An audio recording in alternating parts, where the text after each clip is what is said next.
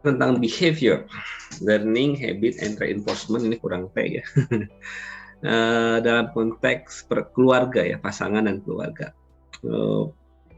Behaviorisme dalam konteks perilaku atau ilmu perilaku ini menjadi satu referensi bagaimana kita memahami dinamika perilaku manusia. Walaupun sejarahnya diawali dengan eksperimen terhadap binatang, dengan tikus, dengan merpati, dengan jenis-jenis lainnya termasuk anjing gitu ya. Tapi itu awal perkembangannya. Tapi dari hasil riset para pendahulu itu menemukan gitu ya formulasi-formulasi tentang ragam perilaku. Dan sekarang berkembang diadopsi dalam konteks pernikahan dan keluarga. Oke, nah, tadi saya sudah ajukan satu pertanyaan di Mentimeter. Nah, ini yang akan kita coba bahas dalam kajian ini. Paling tidak ada 4 ya, mengidentifikasi aspek perilaku dalam sebuah hubungan, perbedaan beberapa tradisi yang mengembangkan perilaku dalam hubungan, penggunaan teori, dan memilih masyarakat menerapkan. Mungkin di pertemuan ini 2 poin pertama atau 1 poin pertama yang bisa kita selesaikan, nanti kita lihat waktunya. Oke. Nah, tadi pertanyaannya sudah muncul. Kita coba lihat apa yang Anda pahami tentang behaviorism. Ini yang muncul hasilnya. Nah, ini apa yang Anda tahu tentang behaviorisme? Baru berapa yang masuk? Ini baru 2. Baru ada 2 yang menjawab. Silahkan rekan-rekan di respon dulu. Apa yang Anda ketahui tentang behaviorisme? Ada stimulus dan respon, ilmu perilaku manusia. Oke, baru 4 orang yang merespon. Atau tingkah laku, perubahan, pengalaman. Ada apa lagi yang pernah diingat ya, yang pernah dipelajari nih? Pernah dipelajari. Ada perubahan, pengalaman, perubahan tingkah laku, perilaku manusia ini. Ini yang di tengah itu yang paling banyak dijawab ya, jawaban yang paling banyak diunggah oleh teman-teman. Ini baru 6 orang yang merespon. Ayo yang lain. Ada kata kunci lain nggak di behaviorism? Yang mungkin juga berkaitan dengan keluarga, bisa. Oke, kirim ulang linknya. Saya kirim lagi, silahkan. Oke, masih menunggu. Oke, ada perubahan manusia, ilmu perilaku, oke, pengalaman, perubahan pikiran. Oke, di behaviorisme ada pikiran. Oke, nanti kan ada cognitive behavior, ini gabungannya perkembangan berikutnya. Oke, ada apa lagi? Oke, silahkan yang belum, baru 7 orang nih yang input, yang merespon. Nih, kurang lebih gambarnya seperti ini ya. Ada tentang perilaku manusia, tentang stimulus dan respon. Ada apa lagi hukum-hukum yang mungkin masih Anda ingat di dalam behaviorism? Atau tokoh-tokohnya? Atau esensi dari behaviorism? Oke, baru 10. Baru 10 orang dari berapa orang yang hadir? 20. Berarti ada 10 orang lagi nih. Kita lihat perubahannya. Perubahan pikiran, tindakan manusia, perubahan pengalaman. Kok nggak ada yang ngebahas lingkungan ya? Bukannya behaviorisme juga tentang lingkungan ya? Malah belum muncul nih lingkungan. Belum. Pengalaman ya oke. Tindakan ya. Perubahan tingkah laku. Oke, kelakuan. Perilaku oke. Baru 12 orang nih. Oke, 12 orang.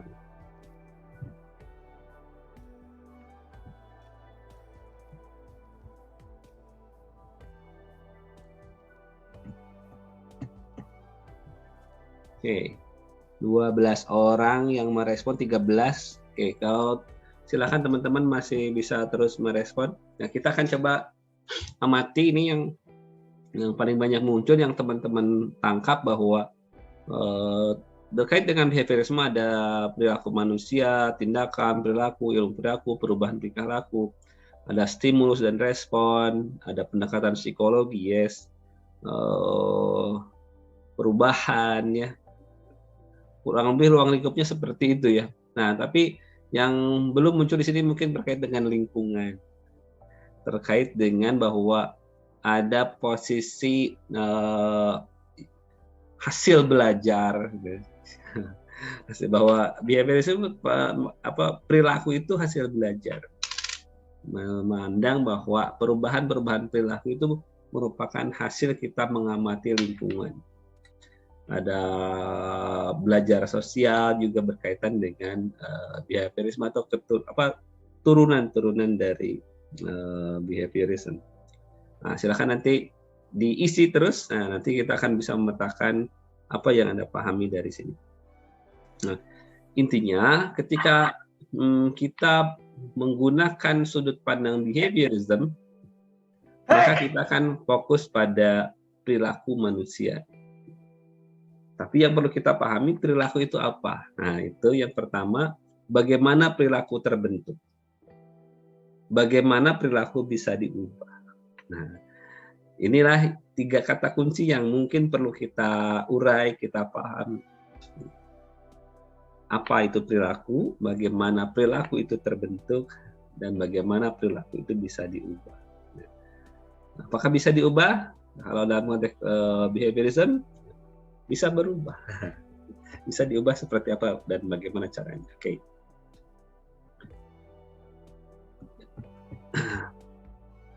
Oke, kita lihat dulu satu tayangan. Mungkin harus oke, ulang lagi. Set. Udah masuk? Looks like rain again today. Oke, Anda perhatikan tayangan ini. Dark clouds gather and fill the sky. Don't know how to talk to you, just know how to say goodbye. Have you actually got a driver's license? I don't think so. Go back where you came from. Learn to speak English. Go back where you came from.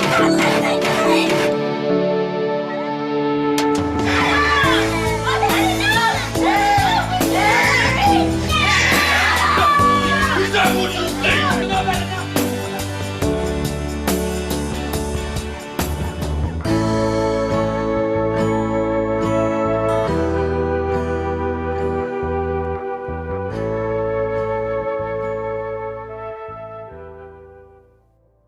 Oke, kita putar sekali lagi ya.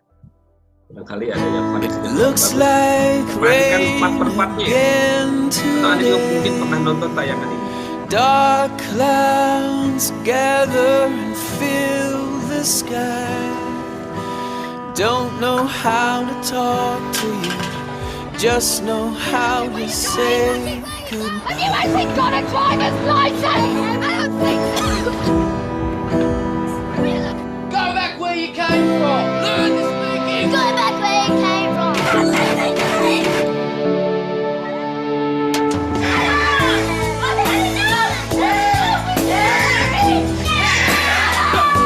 Is that what you think?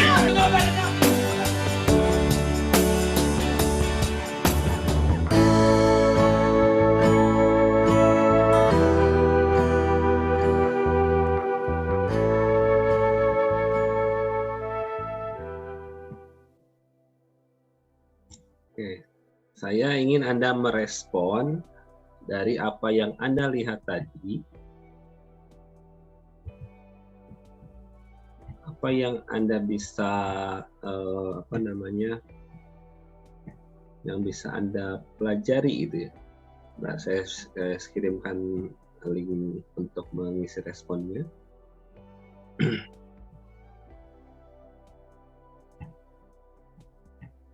Oke, saya kirim juga ke Zoom.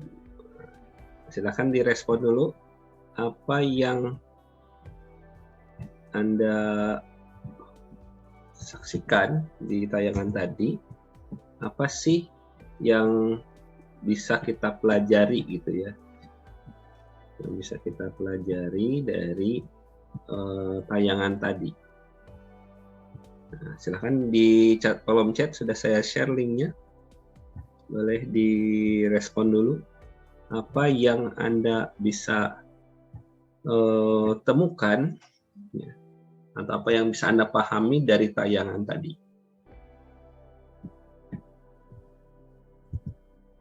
Oke.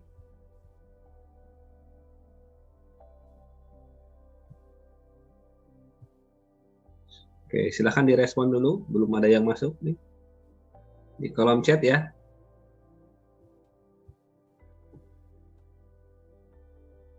Linknya bisa dibuka nggak?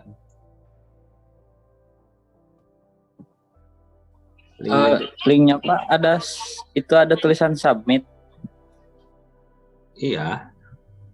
Submit itu mengisi jawaban. Tapi tidak ada kolom untuk mengisi jawabannya, Pak. Nggak ada ini Pak, nggak ada kolom buat ngisi lagi Pak. Itu mungkin hasil dari yang tadi. Oh, sebentar. Ada kesalahan. Linknya bukan yang itu berarti. Maklum, iya, beradaptasi dengan teknologi. Lagi belajar. Oke, yang ini yang kedua tuh. Bisa nggak? Oke, pakai. Bentar Pak. Nah, ini supaya ada interaksi jadi tenar rundutan, jadi ditanya pakai aplikasi. Ini pakai aplikasi mah ngajar awal beningnya.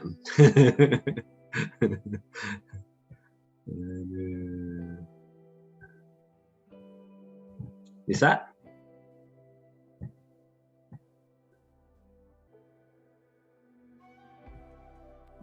Masih Pak, kalau dari saya Pak belum bisa nulis lagi Pak, ngevote. Iya Pak, masih sama. Oke.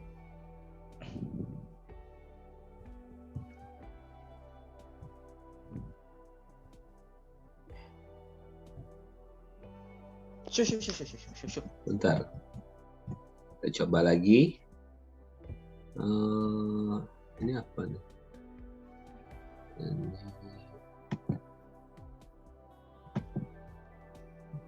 Yang ini. Coba yang ini. Nah, mungkin belum di-share. Kita coba lagi. Apa sih yang coba aja dulu. Ini kalau tadi berhasil, kenapa yang ini enggak ya? Kita coba di-share, di chat. Percobaan ketiga.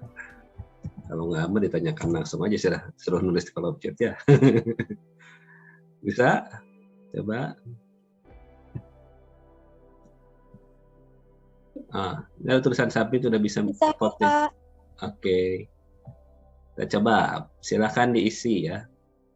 Apa yang bisa Anda pelajari dari tayangan tadi?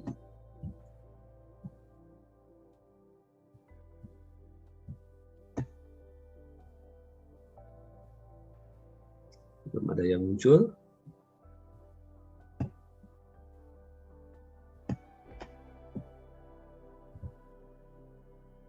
Nah.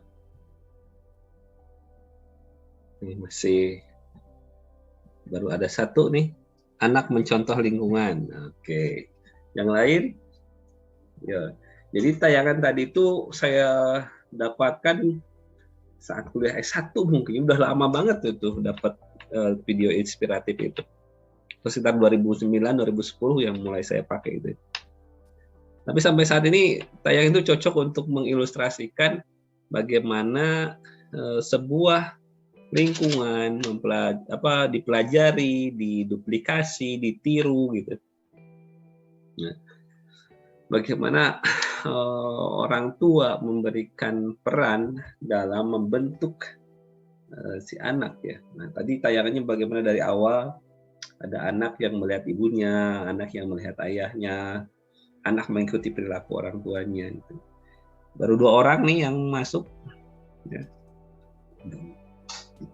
Silahkan direspon.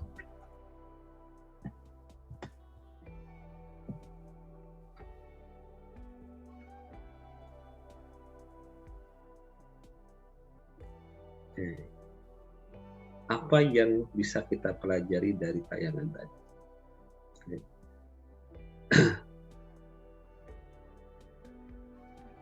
Ada baru 2 orang, silakan yang lain respon. Mungkin ada sisi yang lain, orang tua, anak akan mengikuti perilaku, anak mencontoh lingkungan, apalagi bahwa sesuatu kita mungkin tadi bersambung dengan pengertian behaviorism tadi ya, bahwa lingkungan, perubahan perilaku, stimulus dan respon, bagaimana anak belajar dari lingkungan dan seterusnya. Oke, silakan yang lain merespon sehingga nanti bisa muncul variasi responnya teman-teman. Role play, ya, role play. Anak meniru yang dilihat, anak menjadi pencontoh atau fotokopian ya, mengcopy apa yang kita lakukan. Penyerapan etika, memperagakan, anak cerminan orang tua, mengikuti perilaku, anak peniru ulung, anak meniru yang dilihat. Ini 8 orang ini luar biasa ya. Dari sepenggal cuplikan yang kita lihat tadi, ternyata banyak hal yang bisa kita pelajari ya. Banyak hal yang bisa kita pelajari. Artinya hati-hati ketika kita berperan di depan anak-anak, di depan orang-orang. Karena apa yang Anda tunjukkan itu ditiru, itu dipelajari. Mungkin dipelajari terlebih dulu ya, direkam gitu ya. Saya pernah punya pengalaman lucu gitu ya, lucu tapi jadi pelajaran juga ternyata. Usia anak pas usia berapa ya, 2-3 tahunan lah, 2-3 tahunan gitu ya. Saya lagi jalan, anak saya ikut di belakang atau di pinggir sambil jalan bareng lah gitu ya, mau ke warung. Tiba-tiba tenggorokan saya gatal, saya batuk dan ada dahak yang harus saya keluarkan. Saya meludah gitu, wah gitu ya. Karena itu gerakan refleks yang saya lakukan karena rada agak refleks gitu ya. Saya batuk, saya meludah. Tanpa disadari anak saya kok ikut-ikutan. Ikut-ikutan pura-pura batuk dan dia juga ikut meludah gitu. Saya bilang, kalau diingat-ingat pelajaran behaviorism benar oke-nya gitu.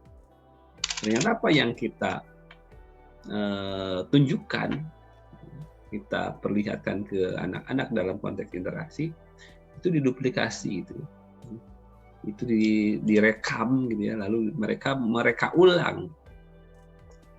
Masih ingat kasus Smackdown? Mereka meniru, para siswa SD ini meniru apa yang mereka lihat. Semalam kita lagi lagi nonton, kalau nggak salah lagi nonton TV. Tiba-tiba anak saya yang 3 tahun bilang begini, nggak jelas gitu katanya, tapi bikin kita curinghak gitu.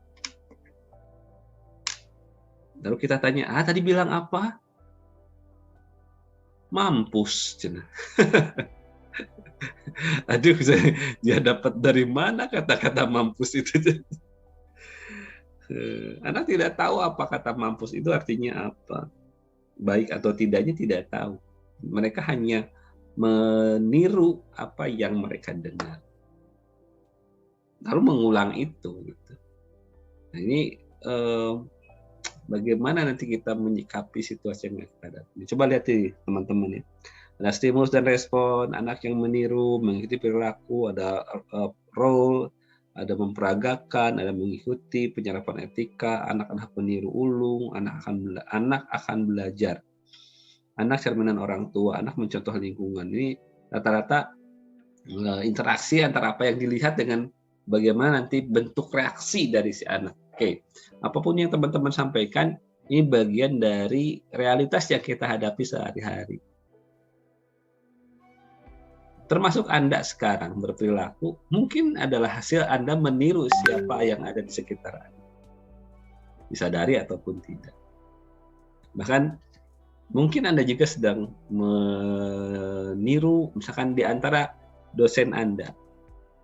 Mungkin ada yang membuat Anda terinspirasi. Saya misalkan ketika berinteraksi dengan beberapa orang dosen atau dosen yang mengajar saya, oh dari si bapak ini saya bisa belajar A-nya.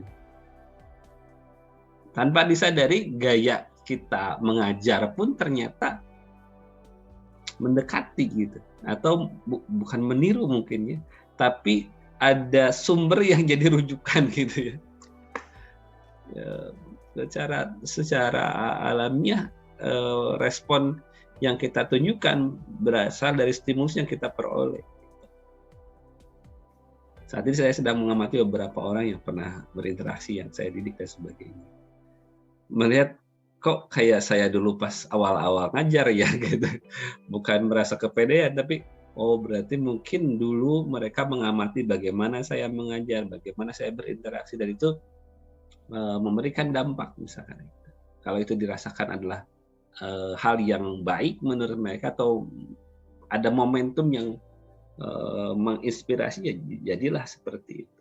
Nah, anak-anak itu tidak punya saringan. Yang dilihat langsung diucapkan, yang dilihat langsung dicoba, dan seterusnya. Jadi sangat mudah terpengaruh. Maka bagaimana kita memberikan dasar-dasar dalam pengajaran atau pengasuhan terhadap anak-anak, terutama di usia balita, termasuk di usia sekolah dasar. Mereka belum tahu ya, bagaimana menggunakan dengan bijak media sosial dan yang lain. Nah, ini yang kita tadi lihat, dan ini adalah respon dari teman-teman, dari 10 orang yang merespon, dan rata-rata arahnya ke arah bagaimana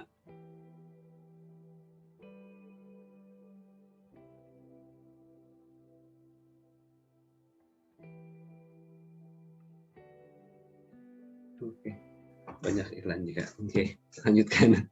Nah, jadi kalau kita kembalikan ke konteks behaviorism, maka perilaku manusia itu satu, merupakan hasil belajar dan terbentuk oleh lingkungan. Jadi ketika kita mau membentuk anak-anak kita menjadi baik, maka hal yang perlu diperhatikan pertama kali adalah sejauh mana lingkungan itu sudah baik. Bagaimana lingkungan terdekat kita baik. Dan ini sudah diwanti-wanti dengan berbagai macam keterangan, baik itu keilmuan, ilmiah gitu ya, maupun dalam keterangan agama kita di hadis misalkan, bahwa mau diyahudikan, mau dinasronikan, mau dimajusikan oleh siapa? Kalau kata hadis, siapa di sini yang tahu hadisnya? Coba. Oleh siapa? Kang Amin. Oleh siapa Cina? Anak bisa jadi Yahudi, bisa jadi Nasrani, bisa jadi Majusi. Oleh TV. Oleh orang tuanya. Oleh lingkungan terdekatnya. Dan sekarang nambah, bukan hanya oleh orang tuanya loh. Karena lingkungan terdekatnya sekarang ayah, ibu, kakak, dan saudaranya, plus akses media sosial, akses internet, akses media yang bisa dilihat kapan saja. Hati-hati gitu ya. Sekarang yang ngasuh anak-anak dulu TV, sekarang HP gitu ya. Dulu tayangan di televisi, sekarang YouTube misalkan. Kalau YouTube-nya tidak dipilih, game permainan-permainannya tidak diseleksi, maka itulah yang ikut berkontribusi dalam membentuk perilaku anak-anak kita. Yang kedua, lingkungan ini dapat dimaknai sebagai situasi pembelajaran yang powerful. Jadi dalam perspektif behaviorism, lingkungan ini sangat punya kekuatan gitu ya. Punya kekuatan yang cukup besar, bahkan besar sekali gitu, dalam membentuk perilaku manusia. Sehingga kalau mau mengubah perilaku, ubah dulu lingkungannya. Kalau teman-teman pernah belajar mufradat ataupun kata-kata mutiara di madrasah, al-jaru qobladar, pilihlah tetangga sebelum membangun rumah atau sebelum memilih rumah. Kok bisa sampai ada rumusan seperti itu gitu. Ketika saya sudah berumah tangga baru nya bener gitu. Milih imah teh sama milih imah tanpa heula lingkungannya seperti apa. Lihat dan amati dulu, cari informasi itu seperti apa lingkungan yang akan kita masuki. Karena ya 24 jam kita di situ. Setiap hari kita ada di situ. Mau tidak mau, siap tidak siap, sadar tidak sadar, ada hal-hal yang kita pelajari setiap saat di lingkungan kita. Kalau bahasa yang munculnya adalah kancing coplok kebun binatang, suatu saat mungkin kita juga keceplosan menggunakan bahasa itu karena seringnya kita mendengar kata-kata itu. Refleks itu. Kata-kata sekarang yang dulu hanya dikenal oleh orang-orang di Jawa Timur, sekarang sudah umum, bahkan sudah jadi plesetan. Cok. Kan itu dari kata jancok gitu, kasar itu kan, kasar atau keakraban di satu budaya tertentu.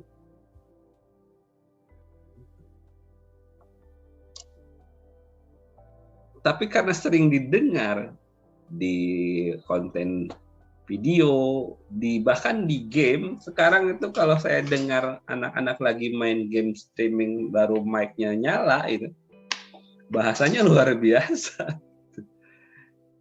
Dan itu mau tidak mau akan masuk gitu. Kalau tidak dikasih fondasi, tidak dikasih saringan, maka suatu saat juga akan muncul dampaknya kan. Yang kedua, poin berikutnya adalah individu dapat merubah atau berubah dalam konteks perilakunya yang tidak sesuai atau tidak diinginkan. Jadi artinya ada perilaku yang terbentuk lalu perilaku itu tidak sesuai karena tidak sesuai dengan lingkungan atau tidak sesuai dengan apa yang dia yakininya, maka sebetulnya itu bisa diubah. Ini fondasi-fondasi yang harus kita pahami dalam konteks behaviorism secara umum. Ini yang paling sering muncul atau yang menurut saya juga paling mendasar dari pandangan behaviorism. Begitupun dalam konteks perilaku di dalam keluarga. Interaksi antar perilaku manusia yang ada dalam sebuah keluarga. Anak meniru ayah ibunya, anak meniru saudara-saudaranya. Jadi kalau mau berubah, ya tidak bisa satu bagian saja, harus semua lingkungan juga ikut berubah. Ini harus diperhatikan bersama-sama. Oke, berikutnya perilaku manusia dalam sebuah keluarga. Misalnya pembiasaan makan sayur. Ada nggak anak yang tidak suka makan sayur? Kasus umum gitu ya, banyak. Susah banget ya ngajarin anak makan sayur.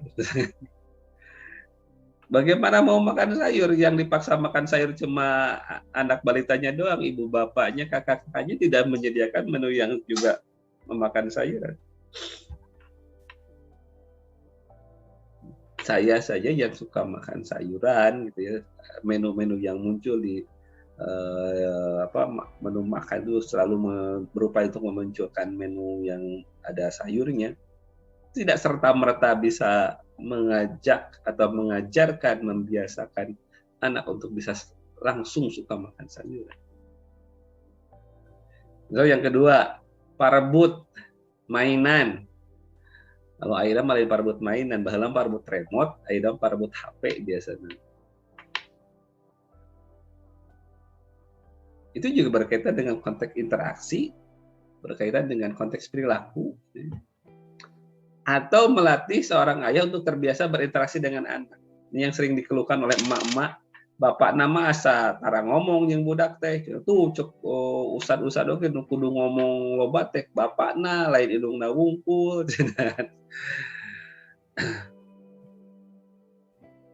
Ya nggak bisa serta merta juga berubah gitu. Harus ada kemauan, harus ada stimulasi yang dibangun dan dibiasakan. Akhirnya tiba-tiba ya, seorang laki-laki yang dulu terbiasa tidak ada interaksi komunikatif dengan ayahnya, dengan figur-figur laki-laki lainnya, atau figur-figur yang lain, artinya di keluarga terbiasa hare-hare, lalu menikah misalnya. Istrinya lahir dan dibesarkan dalam keluarga yang interaktif, yang komunikatif. Beda atau budayanya? Tiba-tiba harus sama gitu ya. Ya tidak bisa gitu. Harus ada transisi perilaku yang mana yang harus diubah, mana yang harus disesuaikan. Dan itu tidak bisa instan. Perubahan perilaku ya bertahap, ya berjenjang. Sesederhananya mengubah perilaku, misal kalau Anda teman-teman pernah baca eksperimennya Pavlov, ya, eksperimennya Skinner misalkan. Berapa lama mereka menemukan konsistensi perubahan perilaku? Pada pengkondisian mana mereka bisa menemukan bahwa oh ini bisa begini kalau begini. Bahwa air liur anjing bisa keluar hanya dengan mendengarkan suara belnya saja. Bukan ujung-ujung bunyi bel langsung keluar air liur kan itu. Dulu dikondisikan lampu menyala, bel berbunyi, atau bel berbunyi, lampu menyala, muncul makanan. Diulang berkali-kali. Setelah itu baru terbentuk satu pola perilaku yang baru. Kita pun sama. Diulang, jadinya kebiasaan. Maka ada istilah pembiasaan. Allah bisa karena biasa. Awalnya membiasakan diri, akhirnya jadi terbiasa. Nah, itu semua ya perubahan perilaku, mengubah perilaku, mengajarkan satu kebiasaan. Ilmunya ada di pendekatan perilaku atau ilmu pendekatan belajar sosial misalnya. Tadi di tayangan singkat tadi kita belajar bahwa anak belajar dari lingkungannya. Mereka meniru perkataan, mereka meniru perbuatan, bahkan ekspresinya. Mari kita setback dulu ke belakangnya, ke tayangan yang tadi.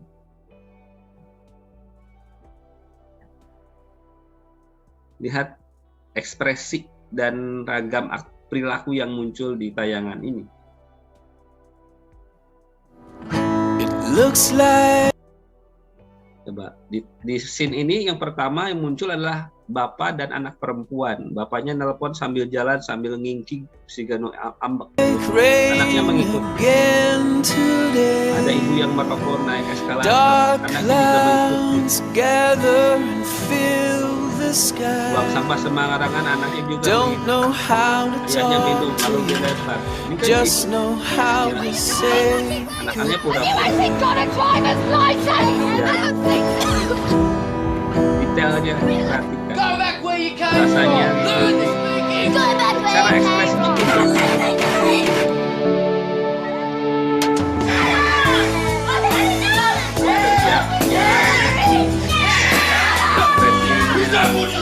tidak ada juga betul-betul menunjukkan siapa yang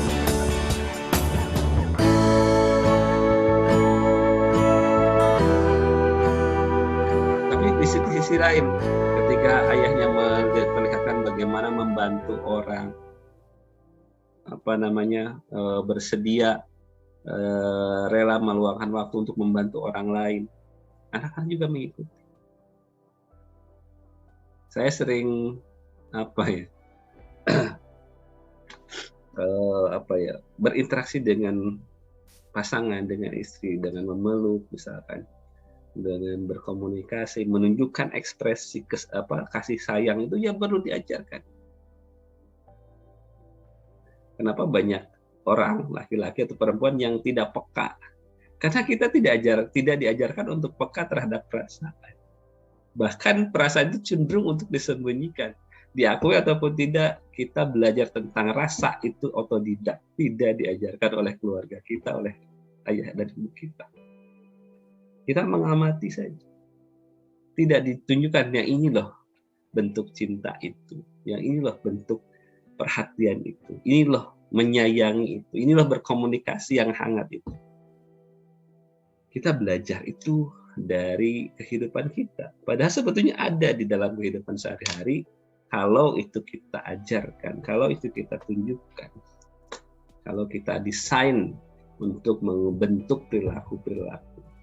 Kita mau punya anak berkasih sayang, tapi kita tidak pernah menunjukkan kasih sayang di dalam keluarga. Dalam kehidupan sehari-hari, bagaimana akan terbentuk? Kita ingin mengajarkan anak lelaki yang peka terhadap situasi, tapi ayahnya di rumah tidak menunjukkan sensitivitas itu. Mau terbentuk seperti apa? Belajar dari YouTube? Enggak lah. Ini yang harus dicermati bersama-sama. Nah, ini kita akan melihat satu misalkan tentang belajar sosial. Ada yang pernah ingat ini teori ini? Albert Bandura. Nah, nanti teman-teman buka lagi ya buku teori kepribadiannya, buku tentang teori belajar sosialnya. Coba pelajari teorinya Bandura. Dulu beliau melakukan riset tentang Bubu Dolls. Ada yang masih ingat nggak tentang Bandura dan risetnya? Jadi kalau saya baca bukunya Bandura, bahasan tentang Bandura selalu tertarik gitu. Ada saja yang harus saya pelajari lebih dalam gitu ya, atau hal yang ternyata ini, bahwa beliau menemukan apa yang tertarik dengan agresi anak-anak, agresi para remaja. Kenapa sih bisa begitu agresif? Ternyata mereka meniru. Ada satu penggalan yang bisa kita sarikan dari belajar sosial. Satu, manusia mempelajari sesuatu dengan cara meniru perilaku orang lain.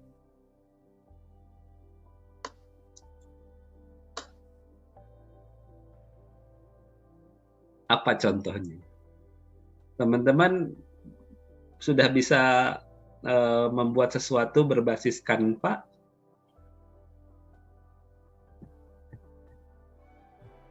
Sekarang kan lagi pada bikin produk ya. Bikin Canva, bikin dari PPT, mau dari aplikasi yang lain.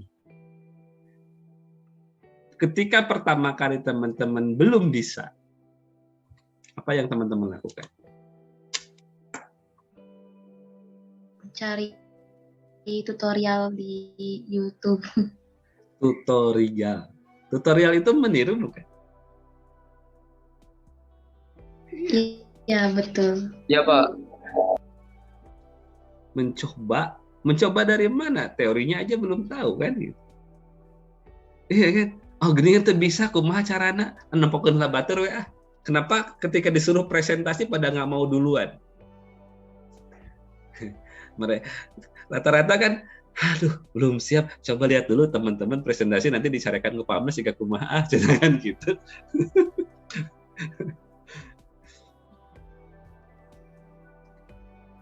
Teman-teman ngamati dulu gitu. Oh, oke. Kalau aman presentasinya, ya udahlah. Minggu ke depan aku aja nggak apa-apa gitu. Jadi kita manusia ini meniru orang, meniru lingkungan dalam membentuk perilaku kita, mempelajari dengan cara meniru.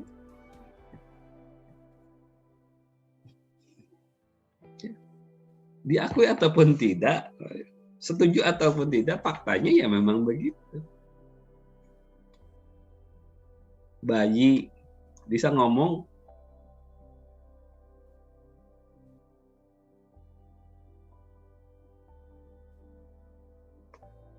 punya kemampuan untuk berbicara pun. Kapan dia bisa ngomong? Ketika anak ini sudah berinteraksi dengan lingkungannya. Ketika orang tuanya ngajarin A, B, ba, mamam, mimi, ayah, dan seterusnya. Diulang terus setiap hari, nggak bosan-bosan. Geus bisa ngobrol, sekarang disebutin, ih ini bawel budak saha eta. Budak manehna. Ku budak indung bapak mesti tanya, budak teh bawel-bawel teh budak saha atuh cenah eta. Ku budak manehna, budak saha deui ya. Sakararana jelema mah. Itu tah. Jadi manusia ya, namanya apa? Mempelajari sesuatu dengan meniru lingkungan. Kalau tadi kita belajar dari tayangan tadi kan kita anak meniru banget.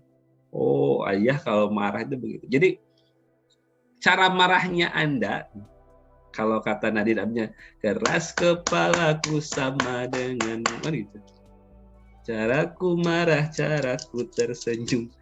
Itu social learning banget gitu lagunya gitu. Si anak mengakui bahwa dia keras kepala itu sarua yang indungna gitu.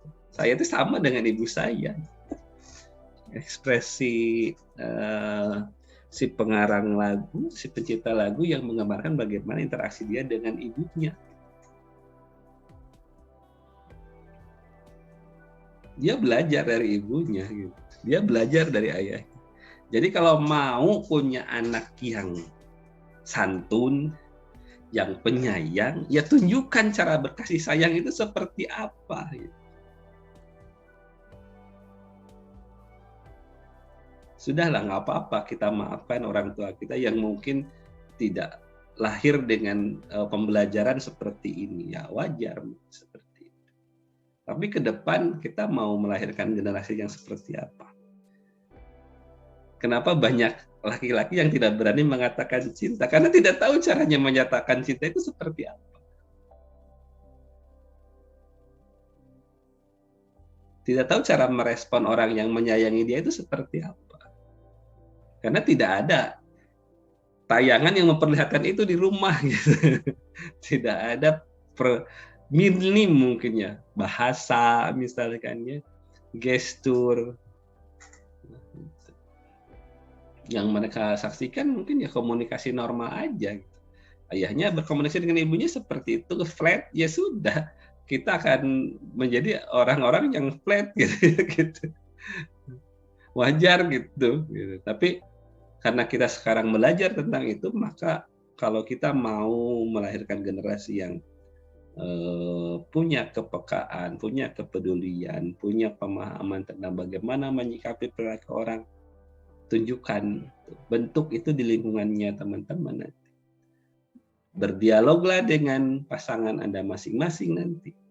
Tapi catatannya, suami Anda nanti, istri Anda nanti sama bodohnya dengan Anda. Nggak ada yang lebih pintar. Emang Anda tahu suami Anda kelakuannya seperti apa, kepribadiannya seperti apa. Lalu Anda menuntut supaya suami Anda paham tentang Anda. Ya nggak bisa. Harus sama-sama membuka diri, harus sama-sama saling belajar tentang pasangannya. Ya mana hiji hayang dipahami, nu hiji mau memahaminya mau nyambung tapi kayak oke. Harus mau terbuka keduanya. Jadi misalkan begitu. Ketika Anda mulai berkenalan, membangun relasi, lalu membangun komitmen, tiba-tiba yes Anda akan nikah, selesai gitu ya. Seminggu oke, 2 minggu oke, 3 minggu oke. Sebulan, dilihat geningan kieu kelakuan salaki uing teh. cek salah kita geningan pemajikan orang teh aya nu kieuan gitu. Terus Anda pendam itu gitu. Anda tidak sampaikan kekurangan yang Anda temukan itu. Lalu Anda berharap suami kita berubah. Lalu kita berharap istri kita berubah. Siga nungguan naonnya. Menunggu yang enggak pasti gitu. Ngomong aja enggak, itu disampaikan aja enggak, tiba-tiba kita berharap nah itu berubah-berubahnya. Pertanyaannya, yang kamu temukan kekurangan itu disampaikan enggak ke pasangan kamu? Selama tidak disampaikan, emangnya dia cenayang, emangnya dia peramal, paranormal kayak siapa yang peramal hujan itu gitu. Rara Pak. Aduh, jadi viral lagi deh. Yang enggak lah gitu. Sampaikan bahwa mungkin kalau bahasa sekarang mah pillow talk gitu ya. Sebelum bobo ngomong gitu. Apa sih kelemahan ayah itu apa sih menurut Bunda? Wis mantep tuh. Bayangkeun we heula anu acan boga mah. Buru-burunya didahnya. Bayangkeun we heula. Karena kalau tidak dikomunikasikan mau tahu gimana gitu. Emang Anda hidup sama pasangan Anda berapa tahun sih? Bobogoh 15 tahun, oke kita can karuhan apal 100% kepribadiannya enggak. Dages kawin mah beda deh urusan anak. Baru dimulai itu sejak hari pertama akad nikah itu baru dimulai pengenalan yang sebenarnya gitu. Nah, kita mau merubah perilaku, ceritanya mau merubah perilaku pasangan, tapi kita tidak tahu caranya seperti apa. Padahal seumur mereka hidup, mereka meniru lingkungannya. Tiba-tiba bertemu dengan lingkungan yang baru, harus berubah tiba-tiba gitu. Ya nggak bisa, gitu, nggak bisa. Gitu. Harus bertahap sama-sama mau belajar. Nah, dalam konteks belajar sosial paling tidak ada siklus ya, tahapan bagaimana satu bentuk modeling perilaku itu terbentuk. Satu ada atensi, jadi ada perhatian yang muncul. Yang kedua ada pengulangan, ada retention. Yang ketiga ada reproduksi bentuk perilaku yang baru dan ada motivasi. Jadi ketika seorang mempelajari sesuatu lingkungan, satu adanya perhatian. Jadi kalau kita ingin mempelajari sesuatu nih kata siapa nih Gosbori ini penulis buku teori kepribadian saya baca. Anda harus memperhatikan dengan seksama. Sebaliknya banyak hal yang mengganggu perhatian, maka proses belajar akan semakin lambat, termasuk proses belajar dengan mengangguk. Misalnya kalau Anda ngantuk gitu dan sebagainya, ya makin sedikit yang kita simak kan gitu. Anda mau contoh sekarang lah tugas yang saya berikan ke Anda lah, bikin konten. Yakin ada yang menggebu-gebu gitu ya, bikin dalam seminggu bisa unggah 3 konten, ada yang saperlu nawe gitu. Sama nggak hasilnya? Beda Pak. Taste-nya juga beda. Coba kan Anda ada nilai sendiri aja. Konten yang dirilis oleh masing-masing kelompok, ada yang udah dapat feel-nya udah dapat nih, komposisinya udah dapat nih. Esensi pesannya juga udah dapat. Ada yang masih nyari-nyari bentuk gitu ya. Tiba-tiba ini warnanya gini, bahan pilihan desainnya juga jadi masih ngeraba-raba. Maka hadirkan perhatian. Kalau Anda mau belajar sesuatu, Anda mau belajar tentang pasangan Anda, maka perhatikan pasangan Anda gitu. Perhatiin tuh gitu ya, fokus tuh, jangan banyak gangguan gitu. Ya, kalau Anda mau belajar konseling, perhatikan tuh pagian Pak Muhajirin, mau pelajar kelompok tuh perhatikan penjelasannya Pak Agung dan kawan-kawan. Perhatikan sumber-sumber belajarnya. Semakin banyak gangguan, semakin sedikit hasil yang Anda peroleh dari perhatian yang Anda curahkan. Itu mah transaksional gitu ya. So, di kelas berapa lama sih Anda fokus?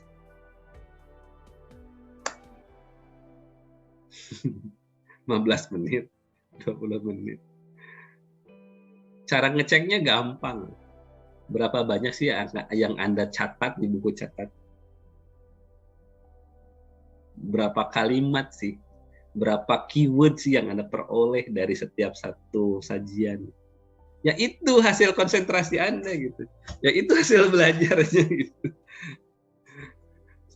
Can nundutan, can kuota luplep gitu ya. Karena kan saya tidak tahu nih, off cam itu sedang di WC, sedang di kamar, sedang sambil naik motor,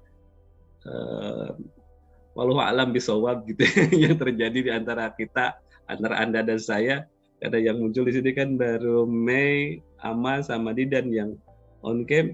Ya, saya nggak tahu nih yang terjadi dengan Teh Aci, dengan Kang Rizky, Kang Rafli, apakah lagi pada rapat, atau lagi pada ngopi-ngopi cantik gitu, saya tidak tahu. Nah, kebayang ini lagi kuliah, makanya kalau kuliah sama senior nih, kalau sama para profesor, Anda semua harus menyalakan kamera, mau tidak mau. Yang tidak nyalain kamera saya kick out dari Zoom. Badek kuliah jeung paham juga gitu, jika parundungga beda.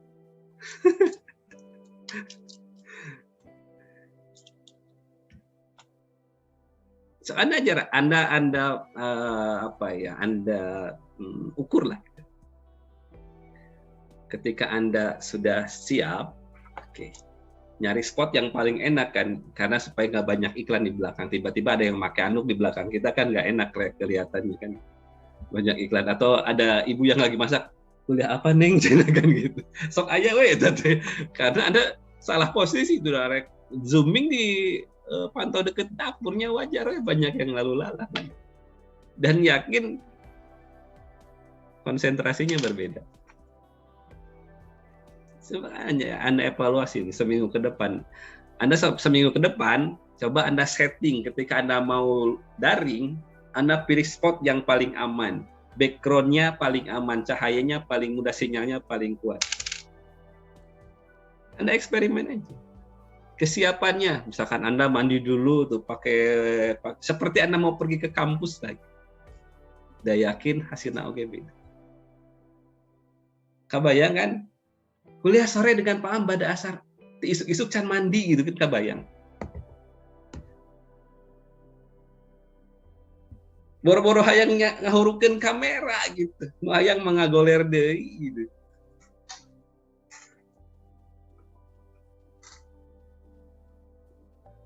Jadi mau modeling ya attention please gitu. Munculkan perhatian. Semakin fokus maka dia akan belajar. Maka kenapa anak-anak mudah sekali meniru apa yang ada di tayangan? Karena mereka fokus. Sampai ketawa-tawa sendiri. Maka sekarang anak-anak balita mudah sekali belajar kosakatanya, banyak banget karena yang dia dengar fokus gitu, bahkan bisa multibahasa. Anaknya Pak Dewang hitungnya bukan pakai 1 2 3 atau hiji 2 3. Uno des tres. Bahasa naon eta? Budak urang menempona video-video kartun Spanyol, jadi bahasanya uno. Oh, benar. Lebih mudah karena attention-nya dihadirkan gitu. Anak itu kan lebih fokus. Coba ada eksperimen lah seminggu lah atau semester. Sok rek kuliah daring teh ibak heula, pakai baju yang terbaik, cari spot yang terbaik gitu ya. Kalau ada kuota berlebih ya buka kameranya. Rasakan suatu aslinya akan berbeda.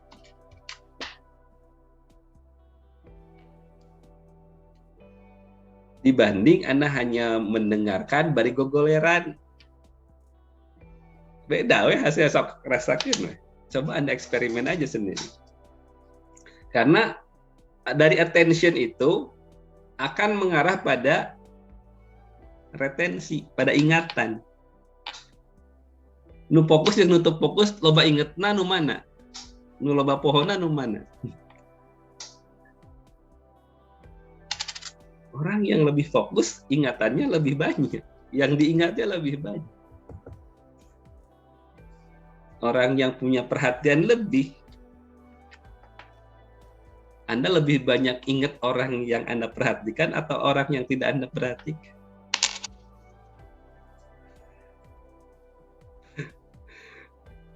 Gitu, itu mah rumus alam gitu. Jadi karena atensinya kuat, maka retensinya juga akan kuat. Jadi kalau mau dapat ya sederhananya ketika mau mencoba perilaku yang baru atau keterampilan yang baru kan Anda ingat-ingat kan kira tahapan tadi berikut ini naonnya. Anda berusaha mengingat. Karena tadi Anda tidak fokus, tadi tahapan tadi naonnya tadi. Karena akibatnya dari atensinya kurang, maka memorinya juga tidak terikat gitu. Maka kalau kata George Bury, Anda harus mampu mempertahankan atau mengingat yang Anda perhatikan. Jadi retensi bisa terjadi kalau Anda bisa mengingat apa yang Anda perhatikan. Step 1, step 2, step 3 itu apa? Kalau salah, berarti perhatian kita pada saat menyimak pertama kali itu tidak kurang atau belum optimal. Maka retensinya juga bermasalah.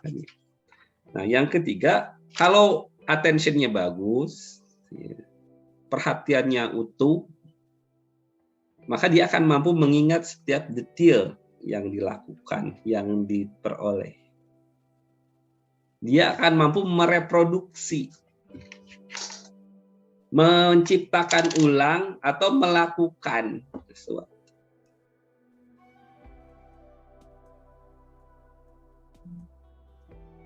Ketika Anda nonton tutorial, fokus tahapan 1, 2, 3, 4, 5. Manteng gitu ya. Fokus kita manteng gitu. Oke. Bahkan dicatat gitu ya, catat tahapan 1, 2, 3 penekanannya apa. Kira-kira Anda bisa nggak langsung uji coba? Setelah Anda ingat-ingat itu diulang-ulang, iya tahap 1 ini diperhatikan lagi detailnya, tahapan ini harus diperhatikan ini. Mungkin tidak 100% mereproduksinya, tapi Anda bisa mencobanya.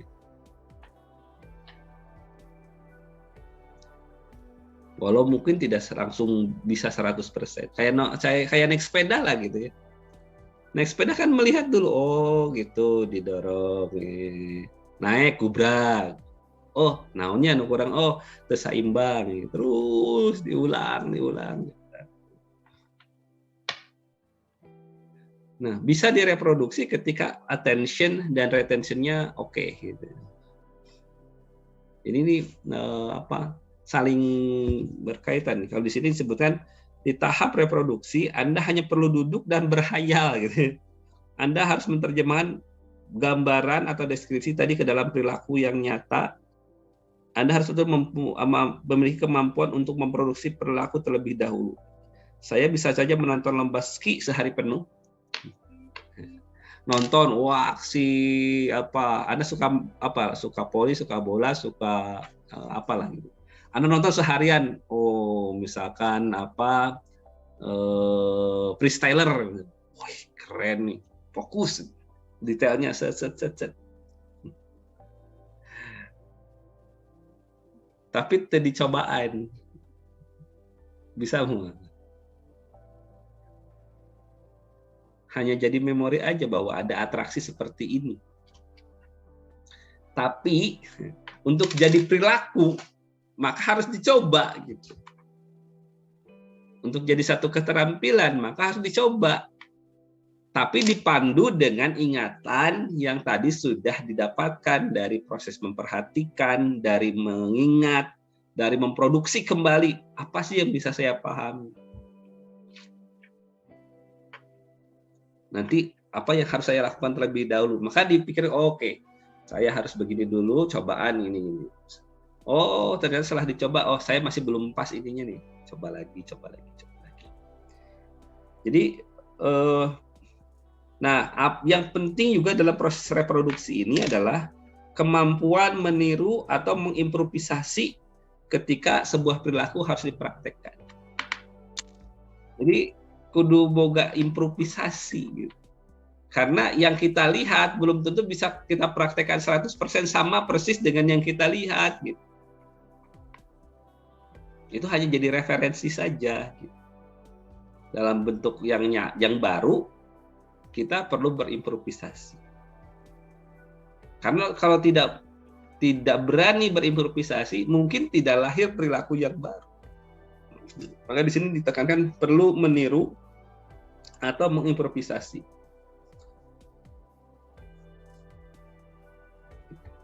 Begitu juga para musisi, para atlet, kan meniru dulu. Lalu berimprovisasi. Oh, kalau saya begini kan nanti hasilnya kayak gimana ya? Kalau Anda mau jadi penulis misalkan, bagaimana mau menulis, maca aja males gitu. Terus Anda mau menulis apa gitu? Maca aja nggak mau, membaca situasi nyata aja tidak peka, ya apa yang mau Anda tulis? JS Hairen viral karena dia peka dengan situasi yang muncul sekarang. Peristiwa yang dialami Kang Eril dan Kang Emil, dia tuangkan jadi satu tulisan yang menjadi tulisan yang direspon banyak orang. Kita mau kayak JS Hairen, tanya JS Hairen prosesnya berapa lama untuk bisa menulis dengan baik kan? Siapa yang jadi modelnya JS Hairen untuk bisa sampai jadi seorang penulis hebat? Punya nggak yang jadi attention kita? Ya tiru, perhatikan bagaimana membangun kesuksesannya.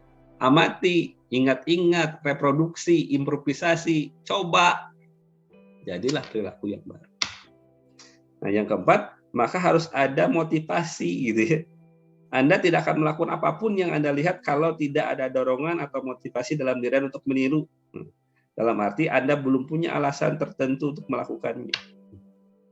Ini kata Bandura kayak gitu tuh penjelasannya. Jadi nonton apapun gitu ya, punya buku motivasi apapun gitu ya, mau banyak tokoh inspirasi apa, pokoknya saya fansnya ABCD, urusan. Kalau Anda tidak punya motivasi untuk melakukan, nothing. Gitu. Makanya saya sampaikan, karep maneh rek nyieun tugas ukur keur tugas unggul pek teu dikerjakeun pek rek dikerjakeun sungguh-sungguh syukur teu lulus kumaha anjeun kan gitu. Balik deui ka diri masing-masing, rek bisanya ikuti gitu, nggak mau bisanya karep we, kita sudah memfasilitasi kan. Nah, motivasi ini bisa ada 3 kalau kata Bandura.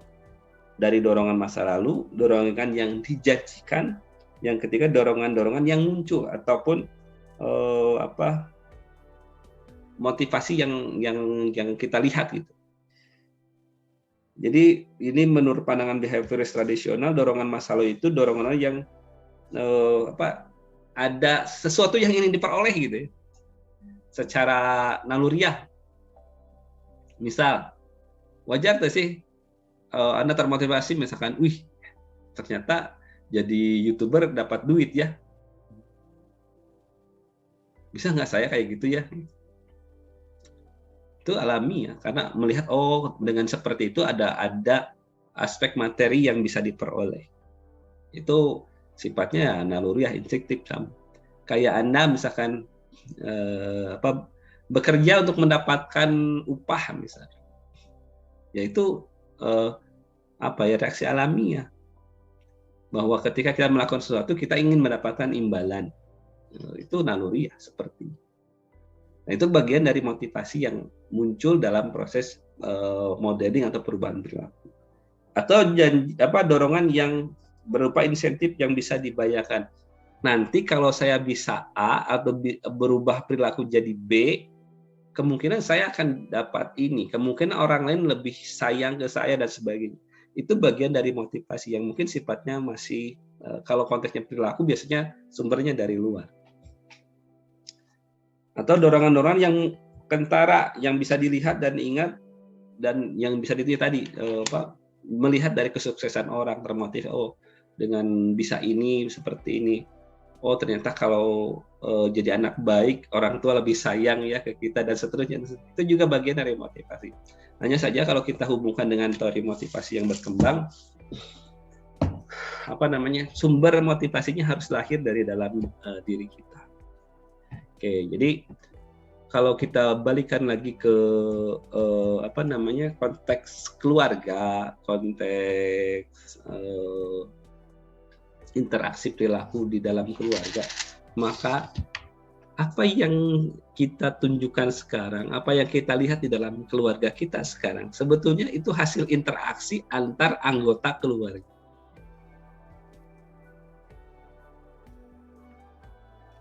Ya cobalah dengerin lagi lagunya Bertaut itu tuh. Keras kepalaku sama dengan itu behavioris banget gitu ya. Itu sangat belajar sosial banget menurut saya.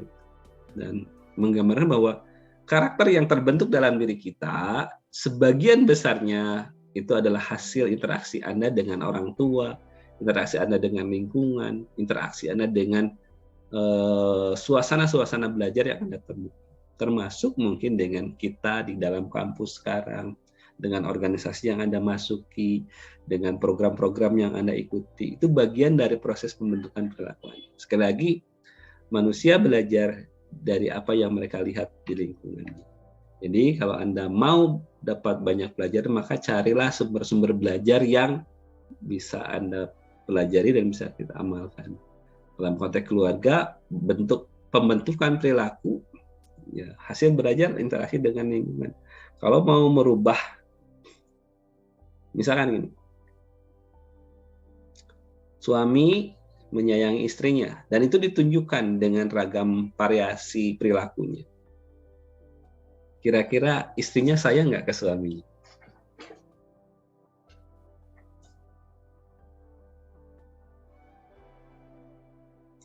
Satu bogoh-bogoh nak, misalkan kasus perjodohan misalkan, dipaksa menikah awalnya gitu. Tapi si suaminya misalkan betul-betul memang memperlakukan dengan baik. Saya yakin suatu saat si wanita ini, si istri ini akan membuka hatinya. Karena merasa, oh iya benar nih, suami saya ini memang sayang sama saya. Tinggal konsisten atau tidak perlakuan itu diberikan. Nah, dalam konteks yang umum, misalkan saling menyayangi sejak awal dinikahkan, misalkan ketika suami memperlakukan dengan baik, normalnya pasti si istri juga memperlakukan suaminya dengan baik. Dan itu sifatnya resiprokal gitu, saling gitu. Kalau dalam konten saya yang terakhir kemarin kan, sakit hati karena tersakiti atau main hati kan gitu. Kalau tersakiti karena ada ruang untuk saling menyakiti, karena mungkin timbal balik perilakunya tidak seimbang kan gitu. Yang satu terus merasa terus memberikan perhatian, yang satu merasa tidak diperhatikan, semua nyambung tapi kairah. Jadi salah satu contoh belajar sosial atau dalam konteks perilaku adalah ketika seseorang memberikan stimulus, pasti akan ada respon. Ketika stimulusnya positif dan dilakukan terus-menerus, maka saya yakin suatu saat responnya pun akan berubah menjadi positif, yang mungkin awalnya tidak terlalu positif. Nah, itu berlaku juga sebaliknya. Dan ini tidak hanya berlaku untuk pasangan, anak, bagaimana cara kita memperlakukan ke anak dan seterusnya. Itu nanti akan kita lihat hasilnya di kemudian hari. Itu ya. Teruslah. Terus pada jam 5 diteraskan oke beli seueur nu teu kiat ngabayangkeun anak tos heula we. Nya teh acinya sakitu anu kapihatur sampai jumpa lagi minggu depan. Nasrullah wa karim fastabiqul khairat. Assalamualaikum warahmatullahi wabarakatuh. Terima kasih Pak. Pak. Thank you. Oke, selamat modeling. Attention, retention, reproduksi, and motivation. Sakitu we ti pusat mah. Assalamualaikum. Waalaikumsalam. Waalaikumsalam. Satu.